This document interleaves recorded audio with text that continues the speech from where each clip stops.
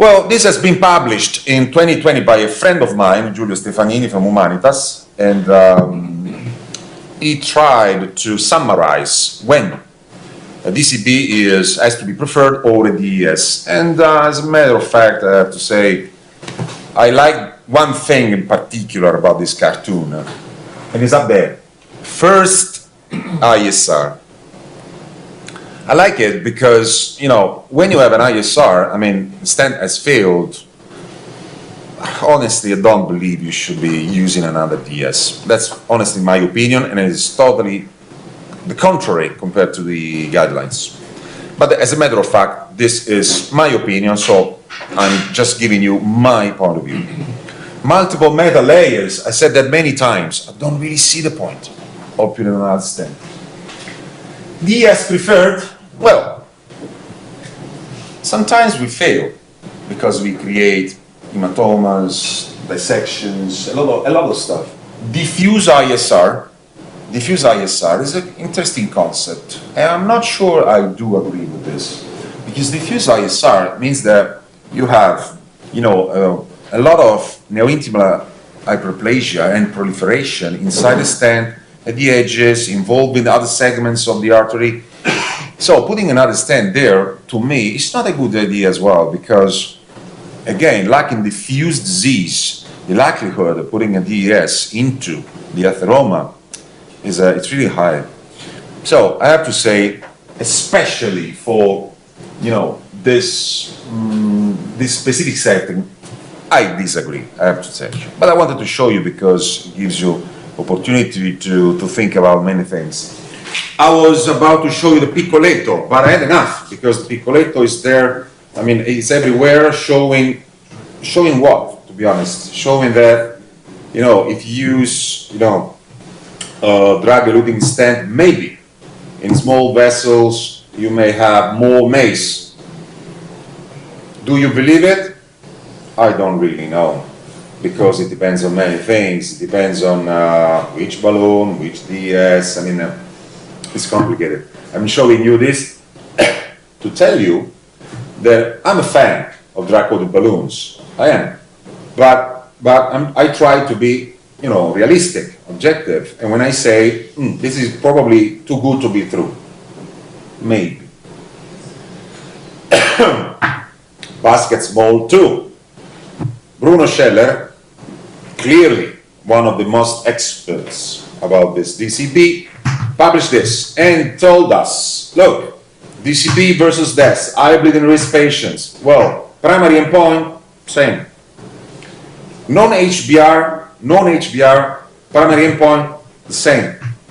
Major bleedings, definitely in favor of DCB. So again, I'm a fan, but it does look strange to me, because primary endpoint equal, but in terms of bleeding, DCBs. Why? Because of the DDS? Well, indirectly. Because of the therapy you have to deliver for the DES safety. So, like in the case I showed you, DS would require prolonged DAPT. So the safety of the DS is basically secured by the dual antiplatelet therapy.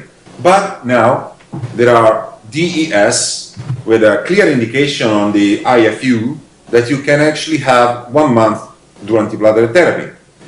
It didn't translate to the guidelines, this concept. So at the moment, you still have 6 months minimum, unless you are HBR. And it depends on the definition of HBR. So there is a lot of confusion, I would say. Simon, this is you.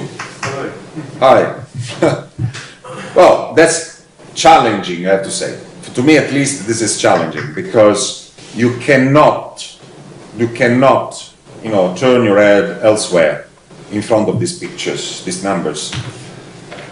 I'm not going to say that I'm taking this message as a crystal clear, but I say that this is compelling evidence that there is room for investigation and for practice for DCBs in ST elevation myocardial infarction.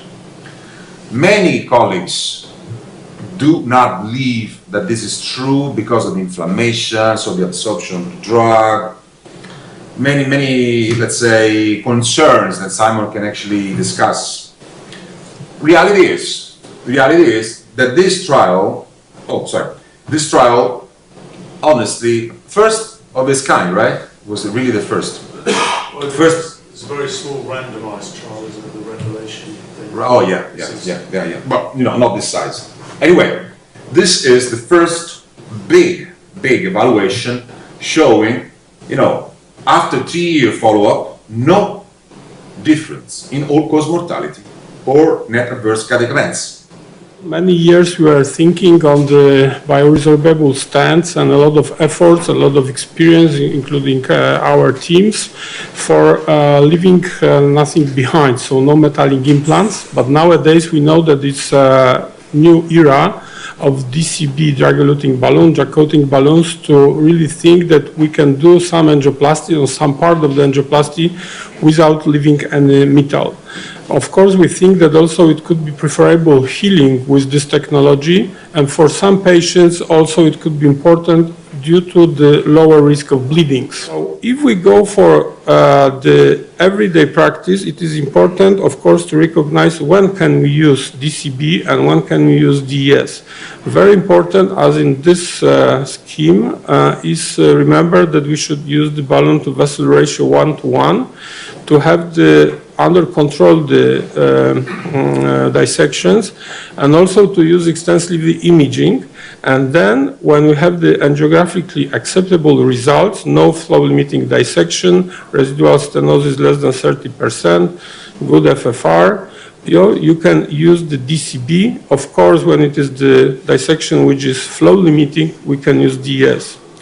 Another recommendation from another part of the world, from Japan, we see more or less the same, that indications are for patients with the multiple metallic stents implanted, concerns about the long-term presence of metallic stents, high bleeding risk again, and particularly they are considering in Japan to use for in-stent restenosis, small vessel lesion, ostial lesion, bifurcation, and even calcified vessel as a combination. Again, we see the recommendation to prepare the vessel 1:1 and go with the DCB only approach or bailout stenting or combination. Of course, as I mentioned, there are also studies with not only large vessel, small vessel native, but also the complex lesion. And there are some propensity match comparison which are showing also the benefits of the DCB technology.